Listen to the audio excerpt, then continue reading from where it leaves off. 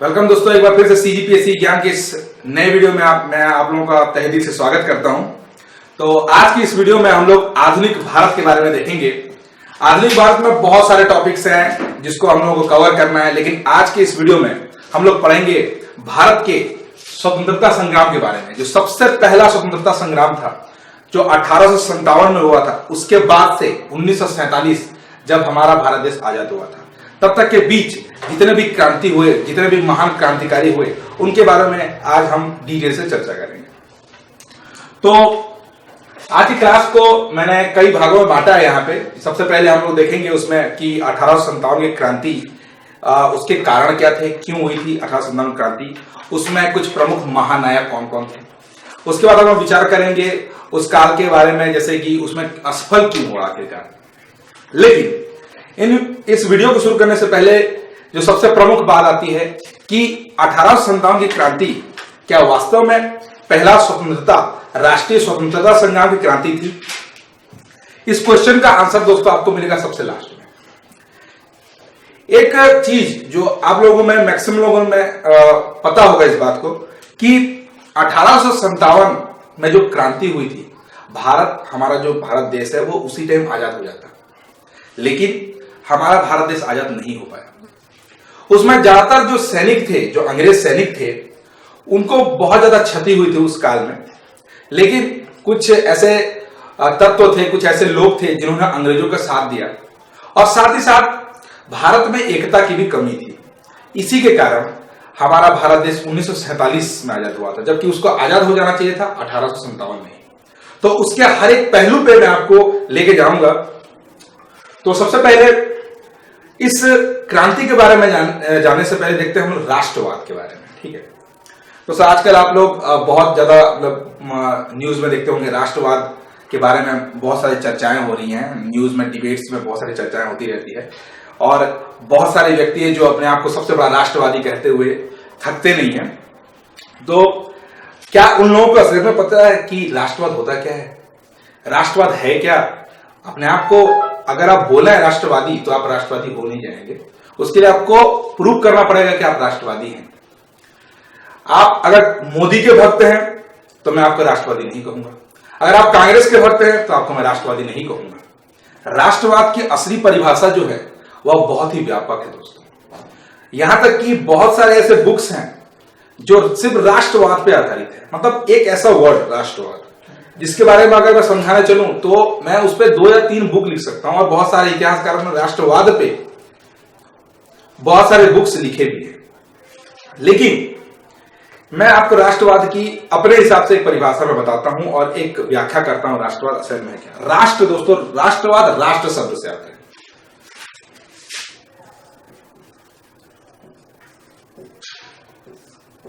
ये राष्ट्रवाद का जो शब्द है वो आता है राष्ट्र से। अब राष्ट्र होता क्या है?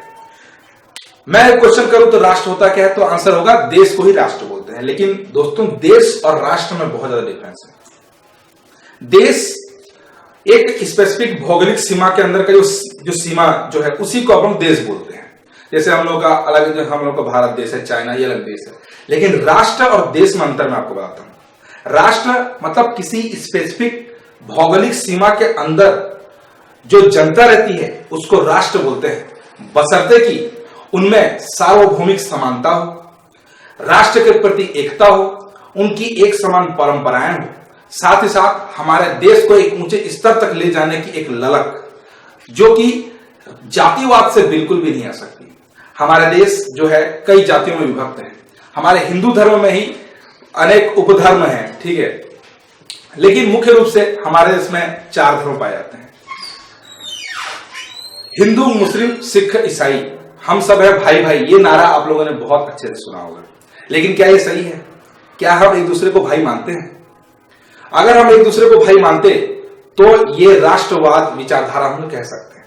लेकिन मुझे लगता है दोस्तों कि अगर इस देश में अगर एकता ना हो तो राष्ट्रवाद आएगा। अगर जातिगत आधार पे अगर बात करें, अगर हमारा देश अलग अलग जाति, अलग अलग परंपराओं में विभक्त है, तो आप राष्ट्रवाद नहीं ला सकते हमारे देश में। राष्ट्रवाद जो है जातिवाद से परे है। आप लोगों को किसी जाति विशेष के आधार पर सोचने की कोई जरूरत नहीं है। अगर आपके मन में राष्ट्रवाद की विचारधारा पनपनी चाहिए तो इसके लिए आपको इससे परे होकर सोचना पड़ेगा, जैसे कि हमारे महान क्रांतिकारियों ने सोचा था। अगर आपको राष्ट्रवादी कहलाना है असलियत में, जैसे कि तो आपको भाजपा, आपको कांग्रेस, इन सभी से अलग होके सिर्फ अपने देश के बारे में सोचना होगा, जो सिर्फ एक ही व्यक्ति करते हैं, एक ही समुदाय के लोग करते हैं। अब पता है दोस्तों वो कौन है? वह है हमारे भारत की सेना। हमारे भारत की जो सेना है वह सिर्फ राष्ट्रवादी कहला सकते हैं और कोई नहीं। अगर कोई व्यक्ति कहे कि हमारे सरकार ने सर्जिकल स्ट्राइक की है तो ये राष्ट्रवादी नहीं कहलाता, क्योंकि सर्जिकल स्ट्राइक तो हमारे भारत की सेना ने की थी, जो सिर्फ जनता के लिए थी। इसमें कोई स्पेसिफिक पार्टी का कोई हाथ नहीं है, ठीक है। तो मेरी बातें अगर आप लोगों को बुरी लग रही है तो उसके लिए मैं आप लोगों को माफी चाहता हूं, लेकिन ये जितना कड़वा आपको लग रहा है उतना ही सही भी है। तो अगर आपको राष्ट्रवाद के बारे में सही में जानना है तो आप जाति व्यवस्था से, इस पार्टी विशेष से अलग होकर सोचेंगे, तभी जाके आपके मन में राष्ट्रवाद की भावना पनपेगी। तो राष्ट्रवाद जो सबसे पहले ये वर्ड जो आया था वह 1857 के क्रांति के बाद आया है, क्योंकि हमारी जो 1857 की क्रांति हुई थी वह तो एक्चुअल में विफल हो गई थी, और उसकी विफलता के कारण भी मैंने आपको बताया, और आगे तो और डिटेल से समझाऊंगा। तो चलिए शुरू करते हैं 1857 की क्रांति के बारे में। दोस्तों 1857 की क्रांति एनसीईआरटी बुक में बहुत अच्छे से दी गई है, अगर आपको पढ़ना चाहें तो उसमें और डिटेल से आप पढ़ सकते हैं। प्रीलिम के हिसाब से मैं आपको ये सब पढ़ा रहा हूं, हालांकि प्रीलिम से कुछ ज्यादा ही इंफॉर्मेशन है, ठीक है, आपको मिल जाएगा इसमें बहुत सारा इंफॉर्मेशन। और एग्जाम पॉइंट ऑफ व्यू से एक एक बात जो मैं बोलूंगा वो बहुत ज्यादा इंपॉर्टेंट है, क्योंकि एग्जाम में आए हुए हैं। तो 1857 की क्रांति से रिलेटेड बहुत सारे जो लेखक हैं उन्होंने अपने अपने मत दिए हैं, जैसे कि कार्ल मार्क्स ने अपनी book the first war of independence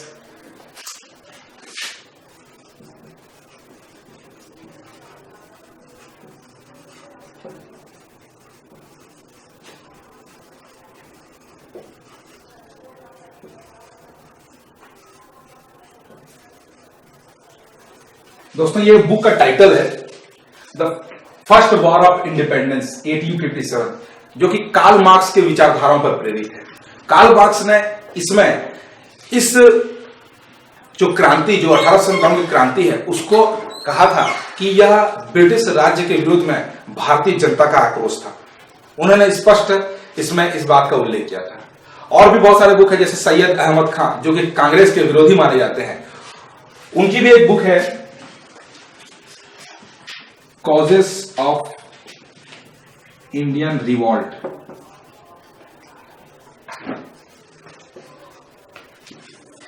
इस बुक में आपको 1857 की क्रांति क्यों हुई थी इसके बारे में बहुत ज्यादा इंफॉर्मेशन मिल जाएगी। इसके अतिरिक्त विनायक दामोदर सावरकर, वीर विनायक दामोदर सावरकर की एक बुक है जो कि सेम टाइटल पे बनी हुई है, जो कार्ल मार्क्स की बुक है, फर्स्ट वॉर ऑफ इंडिपेंडेंस, ठीक है।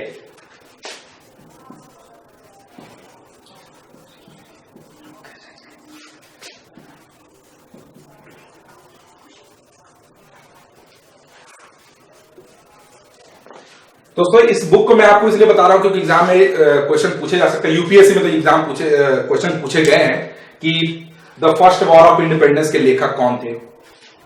यह भी क्वेश्चन पूछा गया है कि कॉजेज ऑफ इंडियन रिवॉल्ट्स, इसलिए मैं आपको बता दे रहा हूं उसको। एक और है जो 1857 की क्रांति में अंग्रेजों के सरकारी लेखक कहे जाते थे, वो थे एसएन सेन।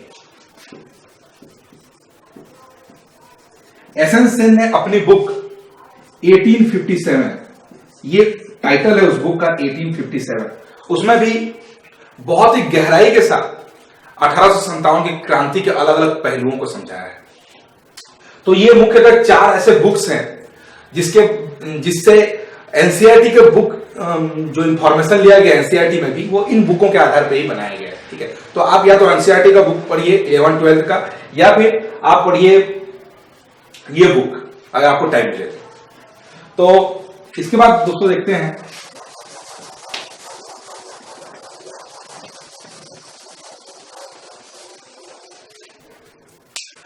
अब चलते हैं 1857 की क्रांति के प्रमुख कारणों पे, मतलब इसके पृष्ठभूमि पे। 1857 की क्रांति आखिर हुई क्यों?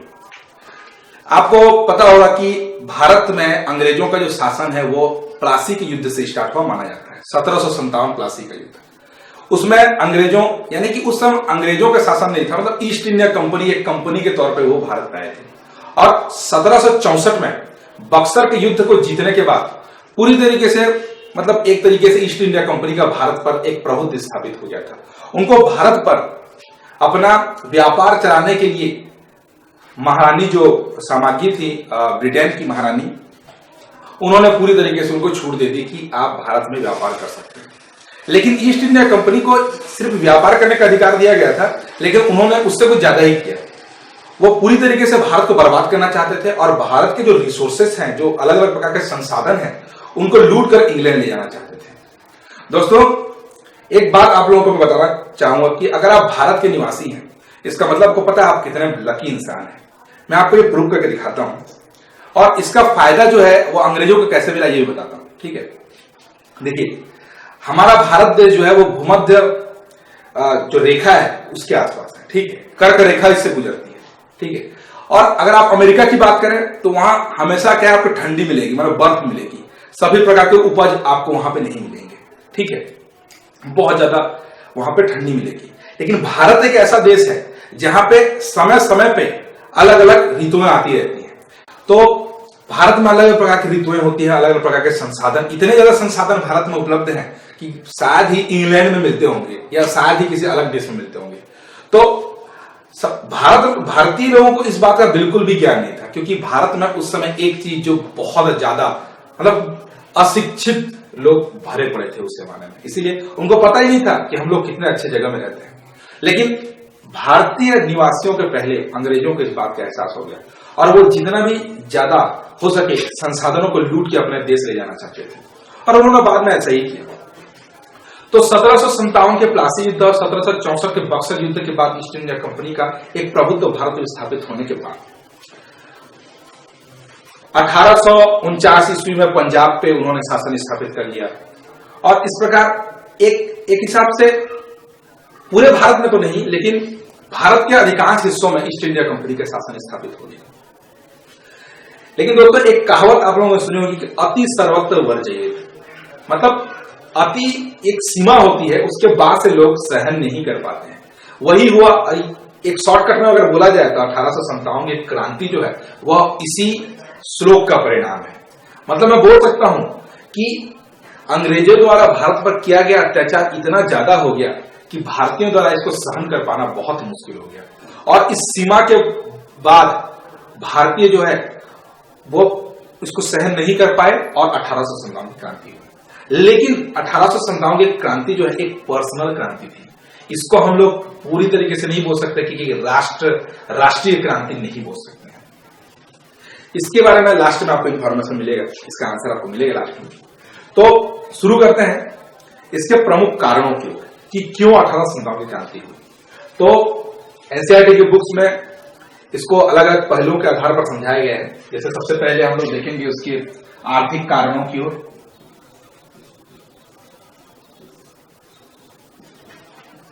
उसके बाद देखेंगे हम उसके धार्मिक कारण,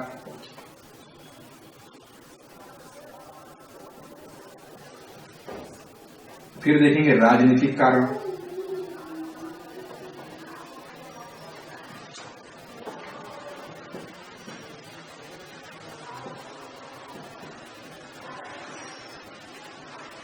फिर देखेंगे सैनिक कारण,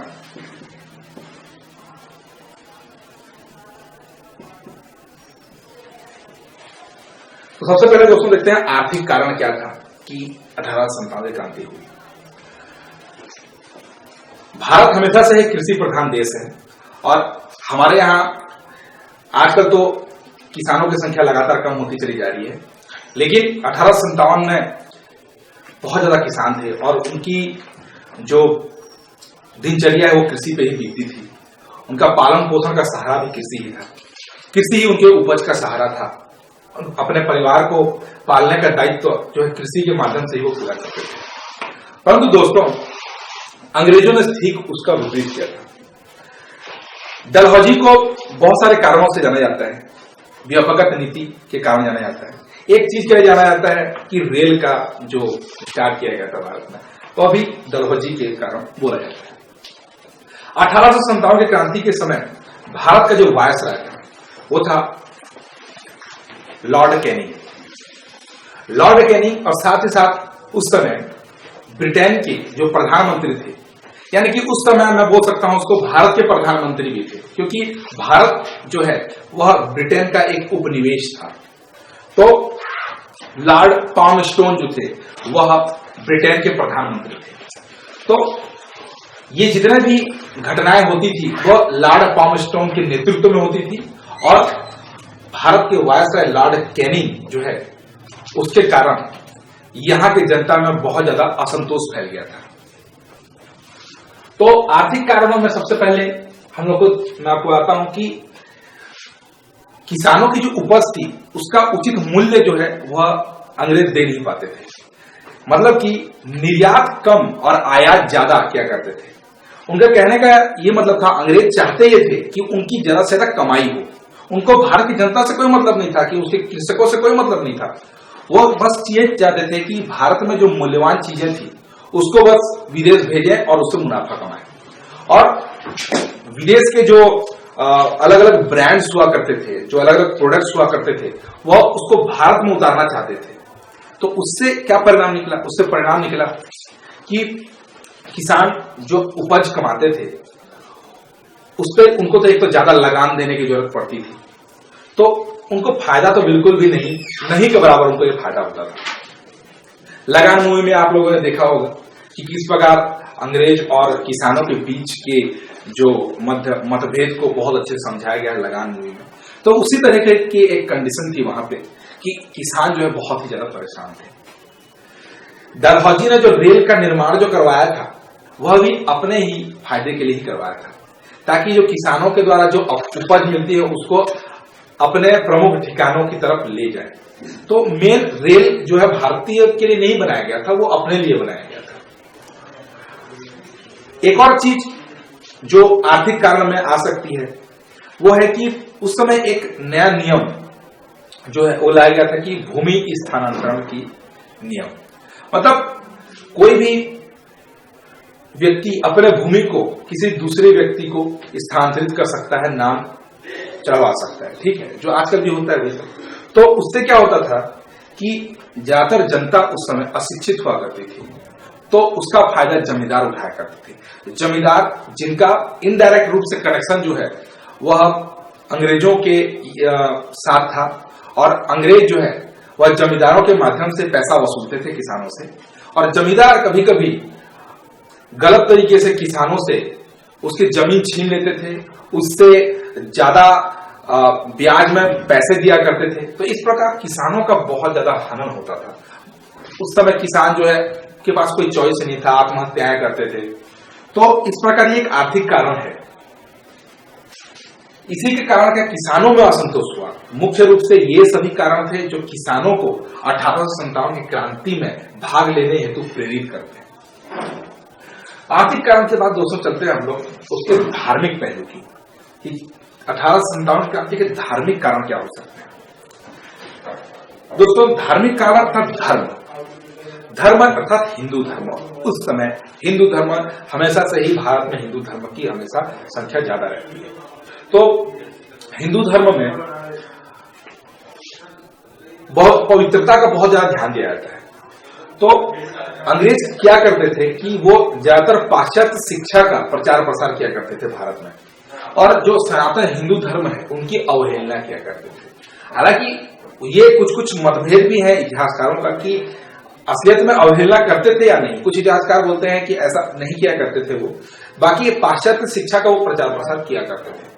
तो पाश्चात्य शिक्षा का प्रचार प्रसार जो है कुछ संतों को नहीं भाया। उनको लगता था कि इस पाश्चात्य शिक्षा के माध्यम से अंग्रेज जो है वो ईसाई धर्म को हमारे ऊपर थोप रहे हैं। तो ये भी एक कारण था, एक धार्मिक कारण जिसको बोल सकते हैं, जिसके कारण जो है एक असंतोष फैलता था। और ये मुख्य रूप से साधु और संतों को प्रेरित करता है कि वो 1857 की क्रांति में भाग लें। आर्थिक कारण, उसके बाद आता है धार्मिक कारण, उसके बाद आता है राजनीतिक कारण। राजनीतिक कारण मैं आपको बताता हूं। राजनीतिक कारण में अंग्रेजों की जो दमनकारी नीतियां हैं उसके बारे में मैं आपको बताता हूं।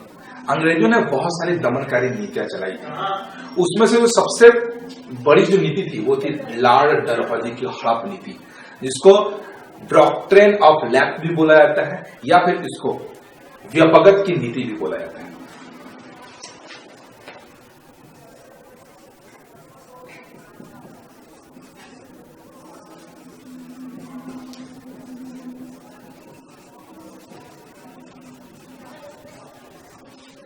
तो डलहौजी की हड़प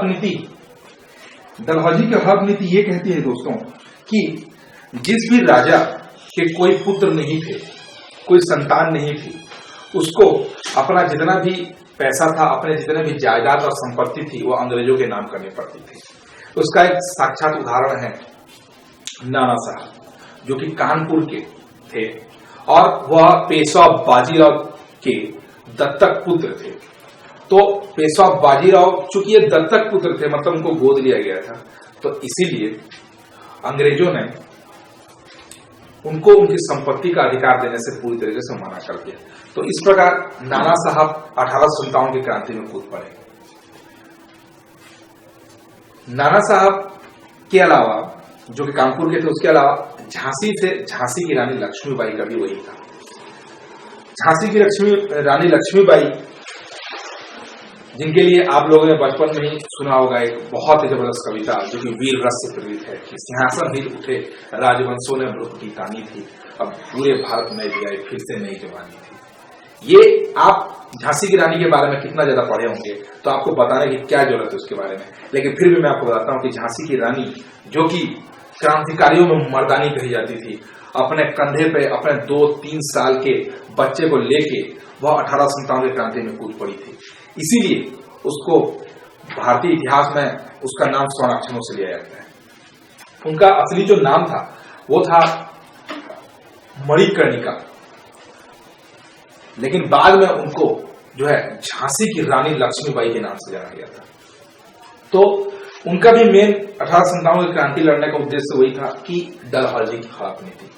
डलहौजी की हड़प नीति के कारण और भी बहुत सारे जो राज्य, बहुत सारे प्रांत जो है, जैसे कि नागपुर, सतारा, अवध, संबलपुर,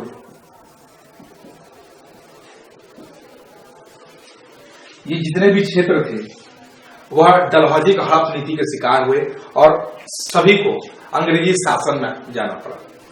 इसी के अंदर झांसी भी आता है दोस्तों, उसके अंदर कानपुर भी आता है, तो आपको ये सब याद रखना है। उसके अलावा और भी दमनकारी नीतियां, जैसे डलहौजी की हड़प नीति को ही आगे लेकर चले लॉर्ड कैनिंग। लॉर्ड कैनिंग जो थे, उन्होंने दिल्ली के जो सबसे अंतिम मुगल जो सम्राट थे बहादुर शाह जफर, उस बहादुर शाह जफर को, जो कि उस समय निवास करते थे लाल किले में, तो उनको यह आदेश दिया कि वो लाल किले को छोड़ दें। साथ ही साथ उनकी जो संपत्ति थी उसका भी वहां पे बेनामी किया गया और उसको बेच दिया गया। तो ये भी एक तरीके से बोला जा सकता है कि स्वयं बहादुर शाह जफर जैसे एक महान व्यक्ति को उन्होंने अपने जायदाद से बेदखल कर दिया। तो ये भी एक ऐसी नीति थी जिसके कारण 1857 के लिए की क्रांति हुई और बहादुर शाह जफर जो है वो 1857 की क्रांति में आए। तो सर, राजनीतिक कारण के बाद हम लोग देखते हैं सैनिक कारण क्यों। सैनिक कारण यह सबसे पहला और सबसे मजबूत कारण माना जाता है जिसने स्टार्ट किया 1857 की क्रांति को। मतलब 1857 की क्रांति एकजुट प्रकार की क्रांति नहीं थी, मतलब इसको बस एक जरूरत थी, एक चिंगारी थी, और वो चिंगारी किसने दी? वो चिंगारी दी सैनिक कारण इसी में है, जो थी मंगल पांडे द्वारा 1857 की क्रांति का विद्रोह। उसमें जो अंग्रेजों के विरुद्ध विद्रोह किया गया था वही था, वही एक चिंगारी थी जो 1857 की क्रांति को भारत के अधिकांश भागों तक ले गई। कहानी कुछ यूं है दोस्तों, सैनिक कारण मैं आपको बताता हूं कि उस समय ज्यादातर जो बंदूक हुआ करते थे, जो अंग्रेजी सेना यूज किया करती थी, उसमें प्रॉब्लम ये था कि उसको लोड करना पड़ता था। लोड करने के लिए उसको पहले ओपन करना पड़ता था, उसके बाद उसमें बारूद भरना पड़ता था और उसके बाद फिर से उसको लोड करके उस पर फायर करना पड़ता था। तो इस पूरे प्रोसेस में आपको 3 मिनट का टाइम लग जाता था। लेकिन जनवरी 1857 में एक नए प्रकार की बंदूक जो है वो अंग्रेजों ने अपने सेना में लाई और वो था इनफील्ड बंदूक।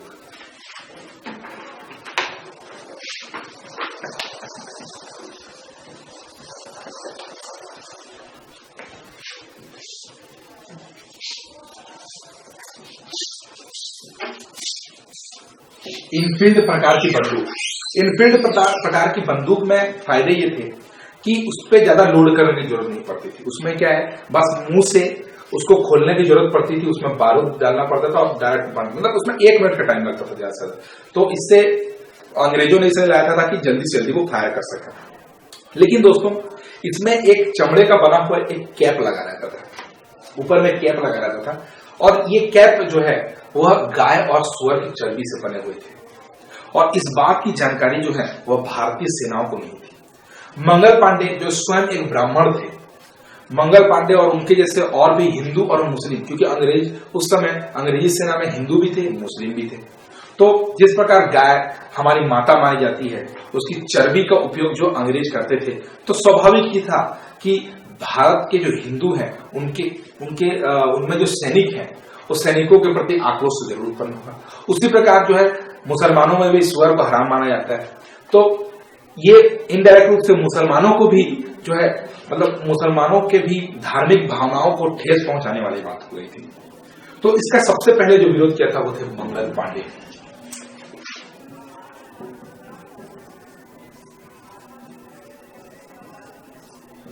मंगल पांडे जो कि 34वीं नेटिव इन्फेंट्री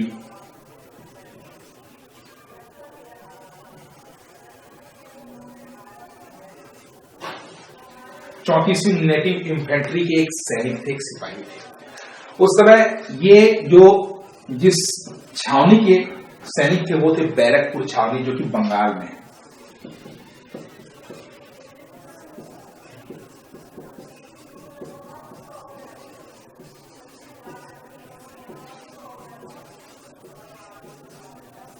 बंगाल के बैरकपुर छावनी, लेकिन उस समय सबसे बड़ा जो छावनी था अंग्रेजी शासन के सैनिकों का वो था मेरठ। मेरठ में सबसे बड़ी छावनी मिलती थी।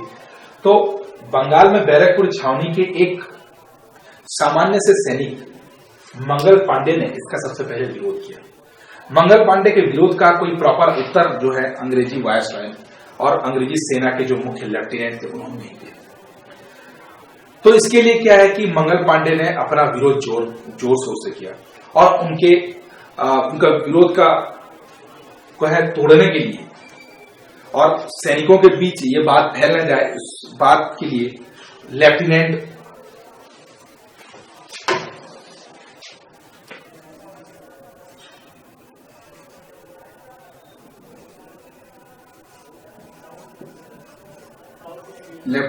ह्यूजसन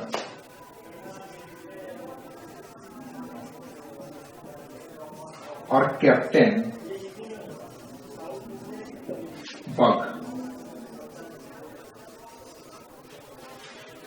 लेफ्टिनेंट ह्यूजसन और कैप्टन बग जो है वो आए और उस समय मंगल पांडे जो है उन्होंने पहले तो गोली मार के लेफ्टिनेंट ह्यूजसन को मार डाला और उसके बाद तलवार से कैप्टन बग को जो है मार डाला। ठीक है, तो ये जो घटना थी ये थी 29 मार्च 1857 की। उनको मारने के बाद वो अलग और भी जो सिपाही थे उनको प्रेरित करने लगे कि वो इस जो इनफील्ड बंदूक है उसका उपयोग न करें, क्योंकि उसमें गाय और सुअर की चर्बी लगी हुई है। उस पर जो कैप है उस पर गाय और सुअर की चर्बी, जो कि मुख्य रूप से क्यों उपयोग में लाई जाती थी, इसलिए उपयोग में लाई जाती थी ताकि उसमें पानी के जो सीलन है उससे बचाया जा सके। तो उसका विरोध जो है बाकी भी कुछ सैनिक जो मंगल पांडे के प्रमुख दोस्त थे उन्होंने भी की थी, परंतु उसको जल्द ही बंद कर दिया गया। उन सब का मुंह कैसे बंद कर दिया गया, वो था 8 अप्रैल 1857 को उन्हें फांसी दे दी गई सबको। तो इस प्रकार मंगल पांडे जो है वो 1857 की क्रांति में शहीद हुए सबसे पहले व्यक्ति थे। मतलब भारतीय स्वतंत्रता संग्राम के सबसे पहले शहीद कहलाए वो थे मंगल पांडे। तो मंगल पांडे जिनको 8 अप्रैल 1857 में फांसी दे दी गई थी, उससे और भी सैनिक जिनको इस बात की जानकारी मिली कि असलियत में गाय और सुअर की चर्बी का उपयोग किया जाता है उस इनफील्ड बंदूकों में, तब उन्होंने उसका विरोध करना स्टार्ट कर दिया। विरोध करते हुए वह सीधे चले गए मेरठ। मेरठ उस समय सबसे बड़ी छावनी मानी जाती थी।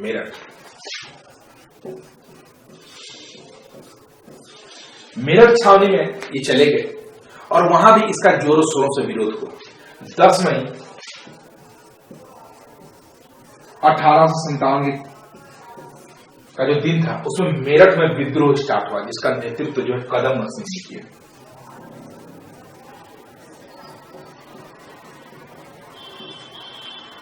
ये डेट आपको याद रखना है दोस्तों। ये क्वेश्चन पूछा जाता है कि मेरठ का जो विद्रोह कब हुआ था। 1857 में 10 मई 1857 को मेरठ का विद्रोह हुआ था, जिसका नेतृत्व कदम सिंह ने किया था।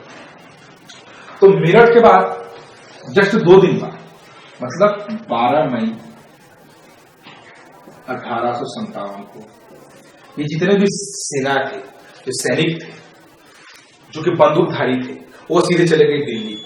और दिल्ली में बहादुर शाह जफर को उन्होंने अपना नेता घोषित किया और इस प्रकार बहादुर शाह जफर दिल्ली में 1857 क्रांति के नेता कहलाने लगे।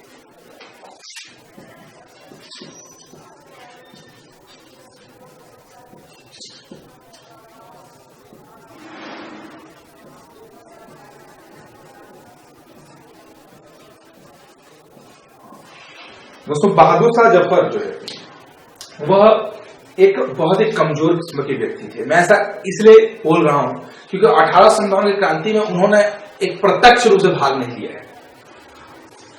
उनको अंग्रेजों ने अपने संपत्ति से बेदखल कर दिया।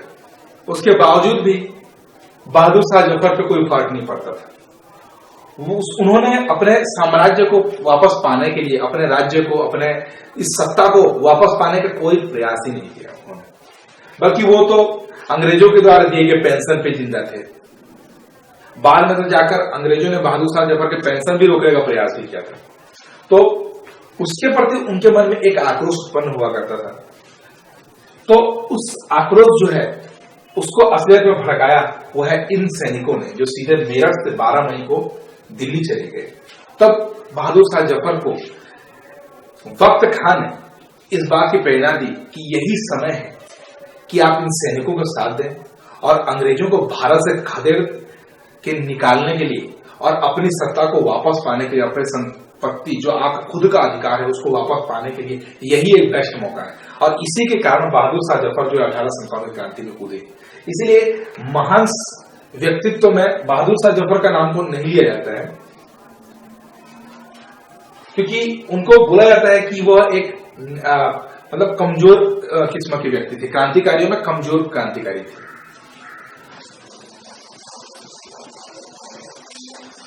तो दोस्तों 1857 की क्रांति इस प्रकार पूरे भारत में फैलती चली गई। ऐसा कोई वर्ग नहीं था जो कि 1857 की क्रांति में अंग्रेजों का विरोध नहीं चाहते थे।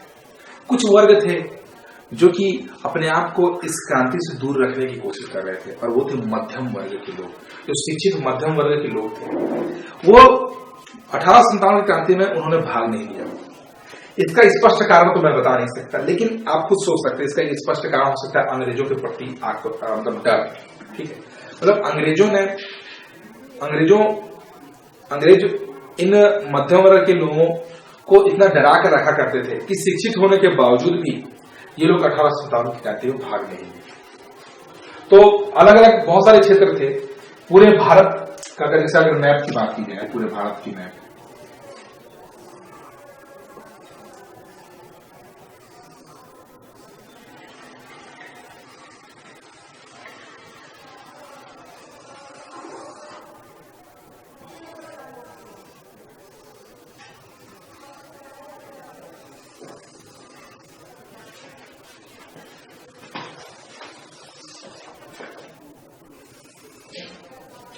दोस्तों अगर ये भारत का मैप है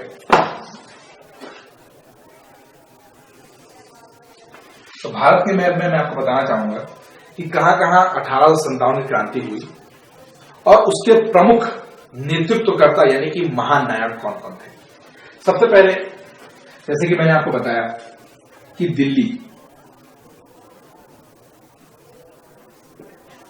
दिल्ली में इसका नेतृत्व बहादुर शाह जफर को माना जाता है।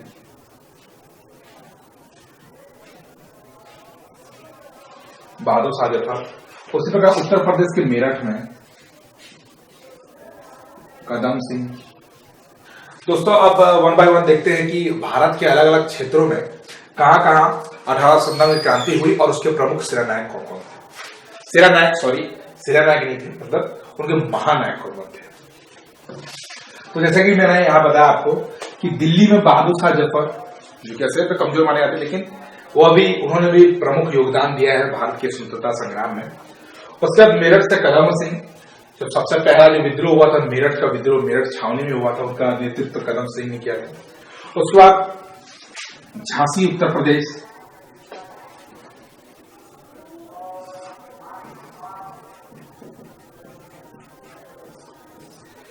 यहां पे इस संग्राम का नेतृत्व किया था झांसी के लक्ष्मीबाई, जिनका वास्तविक नाम था मणिकर्णिका।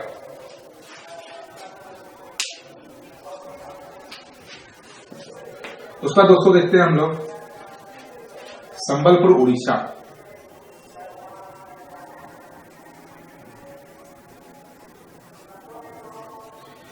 यहां पे जो नेतृत्व किया था वो थे सुरेंद्र साय। उसके बाद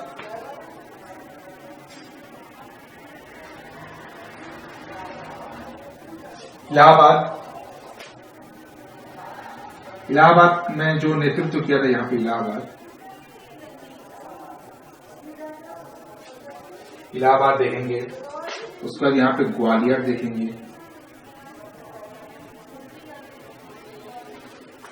दोस्तों अब देखते हैं कि 1857 क्रांति में अलग अलग भारत के अलग अलग जगहों पे जो क्रांतियां हुई थी, क्या क्योंकि पूरे भारत देश में क्रांतियां नहीं हुई थी, उसपे कुछ विशेष जगह थे जहां पे 1857 की क्रांति हुई थी और उसका नेतृत्व कुछ महानायकों ने किया था। पूरे भारत देश में हम लोग नहीं बोल सकते, अधिकांश भाग में बोल सकते हैं, क्योंकि ज्यादातर भागों में 1857 क्रांति हुई थी।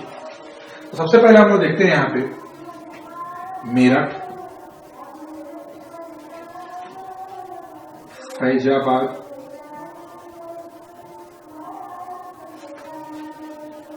इलाहाबाद, झांसी,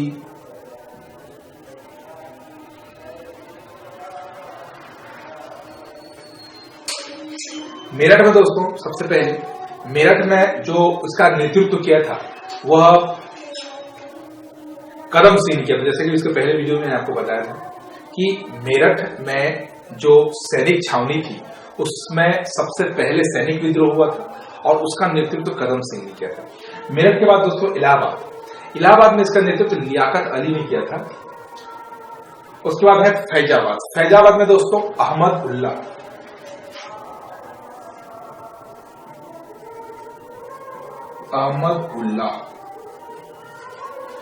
जो कि फैजाबाद में थे। अहमद उल्ला ने फैजाबाद में जो 1857 क्रांति हुई उसका नेतृत्व किया। इलाहाबाद में लियाकत अली,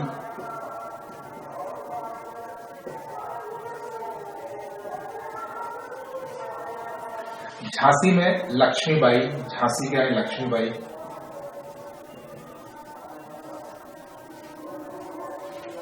मेरठ में कदम सिंह,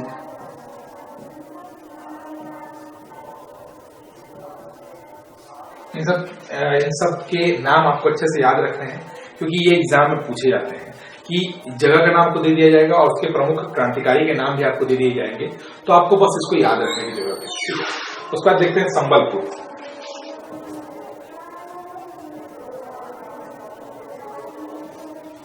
तो संबलपुर जो वर्तमान जो उड़ीसा में है, वहां पे इसका जो नेतृत्व किया था वह था सुरेंद्र साय।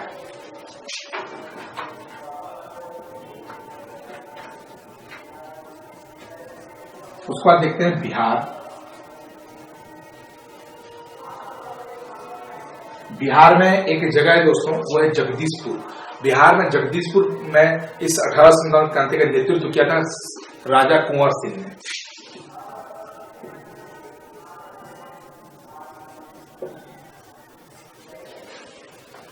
बिहार के बाद दोस्तों सीधा चलते हैं अपन ग्वालियर। ग्वालियर यानी कि मध्य प्रदेश। ग्वालियर में एक प्रमुख सेना नायक थे, एक प्रमुख महानायक थे जिन्होंने इसका नेतृत्व किया था, वो थे तात्या टोपे। तात्या टोपे जिनका वास्तविक नाम था वो था रामचंद्र पांडुरंग। तात्या टोपे इनका वास्तविक नाम था रामचंद्र पांडुरंग। उन्होंने ग्वालियर में इस क्रांति का नेतृत्व किया था। रामचंद्र पांडुरंग यानी कि तात्या टोपे, जो कि एक अपने दोस्त द्वारा पक्षपात किए जाने के कारण जो है वह अंग्रेजों द्वारा पकड़ा गए, परंतु अंग्रेजों ने इनको ज्यादातर कैद करने में सफलता प्राप्त नहीं की। 1857 की क्रांति हो जाने के बाद 2 साल के बाद ये अंग्रेजों के हाथ में आए, जहां उनको फांसी दे दी गई थी। ठीक है, उसके अतिरिक्त कानपुर में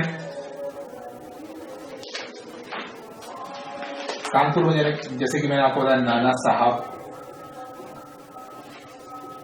नाना साहब जो कि पेशवा बाजीराव के दत्तक पुत्र थे, और उनको साम्राज्य या फिर सत्ता न दिए जाने के कारण उन्होंने जो है कानपुर में 1857 की क्रांति का नेतृत्व किया। उसके बाद देखते हैं हम लोग ग्वालियर के बाद चलते हैं हरियाणा। यहाँ पे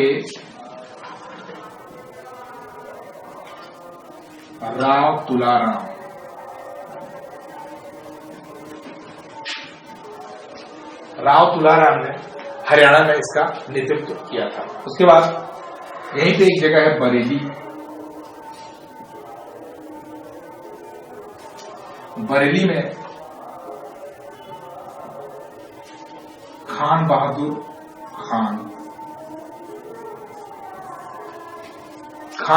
खान ने इसका नेतृत्व किया था। उसके बाद देखते हैं लखनऊ।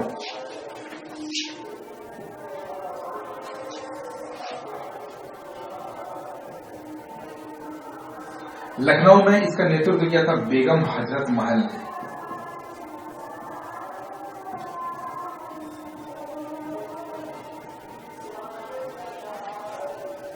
तो ये सारे जो जगह थे जहां से 1857 की क्रांति हुई थी। कुछ एक जगह थे जहां से 1857 की क्रांति नहीं हुई थी। उनमें से 2 नाम सबसे ज्यादा आते हैं, जो कि है सबसे पहला तो है चित्तौड़ और आधुनिक जो चेन्नई, जिसको उस समय मद्रास कहा जाता था। दोस्तों ये 2 ही क्षेत्र थे जो कि 1857 की क्रांति से अछूते रहे। ठीक है, बाकी पूरे भारत देश में 1857 की क्रांति पूरे जोरों शोरों से बनाई गई थी। पूरे 1857 की क्रांति पूरी तरीके से फैल गई थी। 1857 की क्रांति का जो मुख्य चिन्ह था वो था कमल और एक है रोटी।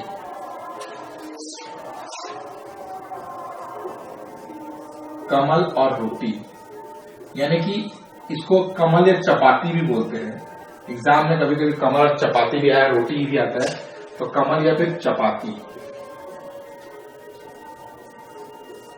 तो कमल और चपाती के माध्यम से वो 1857 की क्रांति को अलग अलग जगहों पर पहुंचाने का काम करते थे। अलग अलग जगह में मतलब इस चिन्ह के माध्यम से वो प्रेरित करते थे लोगों को कि वो 1857 की क्रांति में भाग लें। तो ये दोस्तों प्रमुख जगह जहां पे 1857 की क्रांति हुई थी, और साथ ही साथ उनके कुछ महान नायकों के नाम। इन सब चीजों को आपको याद करने की बहुत ज्यादा आवश्यकता है, क्योंकि एग्जाम में मस्ट ये क्वेश्चंस आते हैं। झांसी की रानी लक्ष्मीबाई जो है वह कहां से 1857 की क्रांति का नेतृत्व करती थी?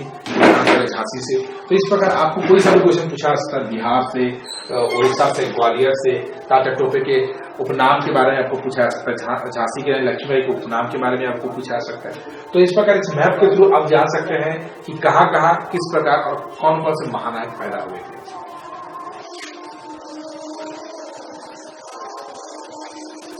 दोस्तों अब की 1857 क्रांति के प्रमुख जगहों के बाद अब हम लोग चलते हैं कि 1857 की क्रांति में किन किन लोगों ने भाग नहीं लिया।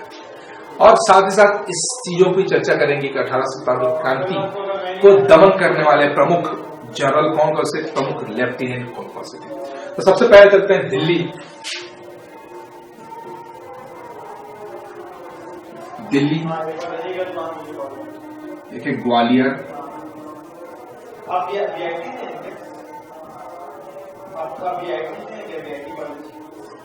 झांसी,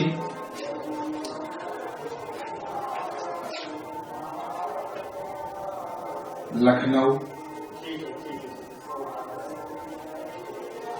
दोस्तों सबसे पहले देखते हैं हम लोग दिल्ली में क्या हुआ था। दिल्ली में निकलसन व हडसन, ये जो दो थे जिन्होंने दिल्ली में बहादुर शाह जफर को हुमायूं के मकबरे के पास गिरफ्तार किया और उस प्रकार बहादुर शाह जफर को फांसी की सजा सुनाई। यहाँ पे इस विरोध में यहाँ पे हडसन जो थे उनकी यहाँ पे मृत्यु हो गई थी। मतलब 1857 की क्रांति में क्रांतिकारियों द्वारा हडसन को मौत के घाट उतार दिया गया। ग्वालियर और झांसी में दमन करने वाले जो थे वो थे हीरोज। दोस्तों हीरोज ने झांसी की रानी लक्ष्मीबाई से लड़ते लड़ते उन्होंने अपनी बुक में इसका वर्णन किया है। हीरोज ने झांसी की रानी लक्ष्मीबाई को क्रांतिकारियों में अकेले मर्द की संज्ञा दी है। आप सोच सकते हैं कि झांसी की रानी लक्ष्मीबाई हीरोज के साथ कैसे लड़ी थी और उसकी वीरता के बारे में आप इमेजिन कर सकते हैं कि कितने दूर तक उनकी वीरता हो सकती है। लखनऊ में भी निकलसन और हडसन की मृत्यु के बाद निकलसन,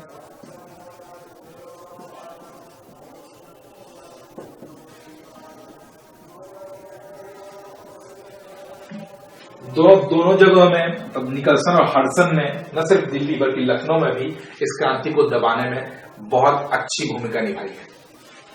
कानपुर चलते हैं। कानपुर में नाना साहब के नेतृत्व में चल रही 1857 क्रांति का दमन करने वाले थे हैवलॉक और कैंपबेल।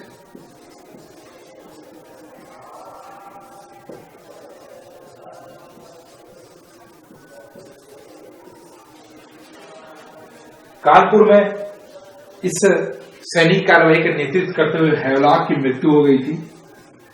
कैंपबेल जिन्होंने न सिर्फ कानपुर बल्कि पूरे भारत देश में इस विद्रोह को दबाने में प्रमुख भूमिका निभाई है। उसके अतिरिक्त एक और जनरल नील का नाम आता है, कैप्टन नील, जिन्होंने इलाहाबाद में इस क्रांति को दबाया। तो इस प्रकार निकलसन, हडसन, हीरोज, हैवलॉक, कैंपबेल और नील का नाम आता है। ये प्रमुख जो जनरल थे, सैनिक जनरल थे, जिन्होंने दिल्ली, ग्वालियर, झांसी, लखनऊ, कानपुर और इलाहाबाद में इस 1857 क्रांति का दमन किया। दोस्तों ये हुई 1857 की क्रांति के कुछ प्रमुख तथ्य। 1857 की क्रांति में असफलता का बहुत सारे कारण थे। आपको मैं यहां पे लास्ट में बताना चाहूंगा कि असफलता के कारण।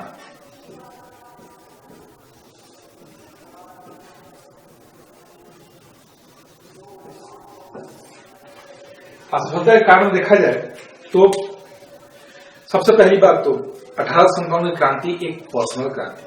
मतलब आप इसको राष्ट्र के हिसाब से नहीं बोल सकते। एक लेखक हैं जो है मजूमदार। मजूमदार ने अपनी एक कृति में कहा है कि 1857 की क्रांति न तो राष्ट्रीय क्रांति थी और न ही उसमें एकजुटता थी। मतलब एकजुट तो लोग थे ही नहीं, और यही एक प्रमुख कारण था कि उसमें केंद्रीय नियंत्रण नहीं था, और केंद्रीय नियंत्रण जहां नहीं होता है वह असफलता की ओर जाता है। तो इस प्रकार 1857 की क्रांति में केंद्रीय नियंत्रण न होने के कारण, साथ ही साथ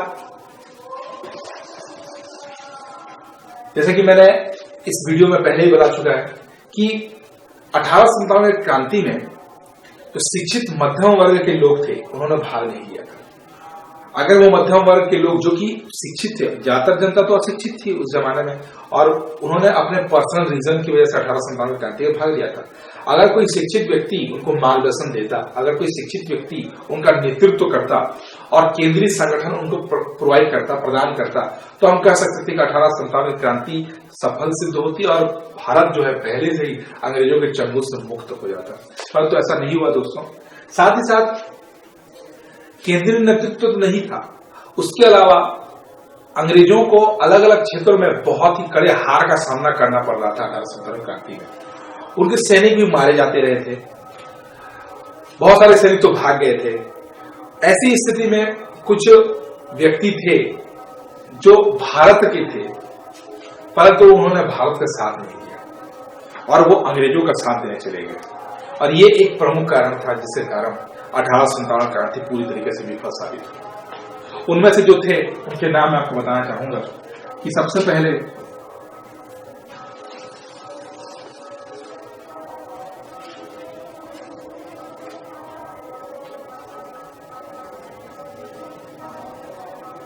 कश्मीर के राजा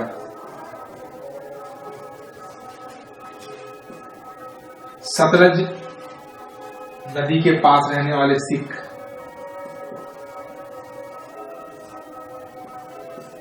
पठान, गोरखा,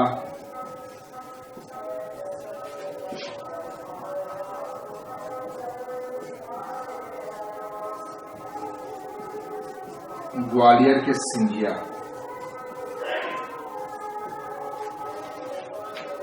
साथ ही साथ जमींदार वर्ग या साहूकार वर्ग भी बोला जा सकता है, उन्होंने भी 1857 क्रांति में हिस्सा नहीं लिया, उन्होंने अंग्रेजों को सपोर्ट किया।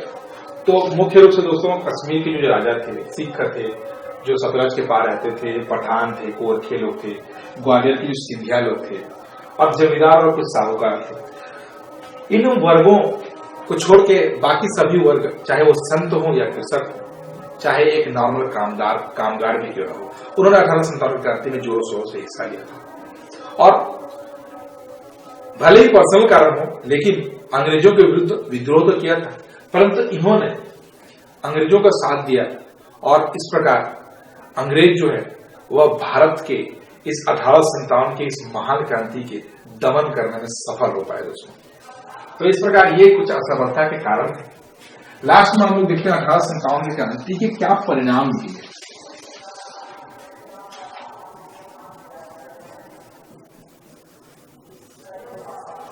दोस्तों 1857 की क्रांति का परिणाम तो सबसे पहले यह था कि पूरी तरीके से विफल हो गई थी, लेकिन उसमें जो एक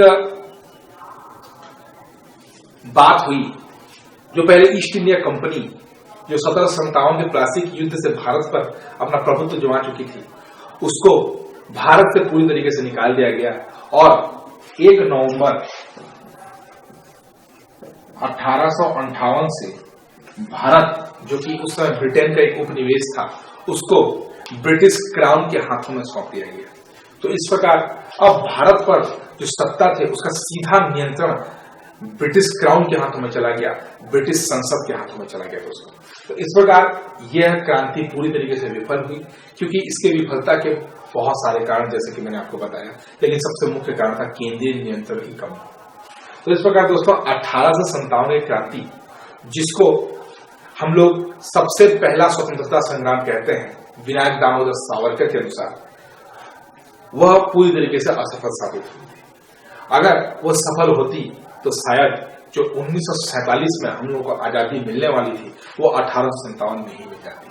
परंतु दोस्तों 1857 की क्रांति के बाद और भी बहुत सारे घटनाएं हुई भारत में, और इन घटनाओं का अंग्रेजों पर क्या प्रभाव पड़ा उसके बारे में हम लोग नेक्स्ट वीडियो में देखेंगे, जो कि है भारत के स्वतंत्रता संग्राम पार्ट 2।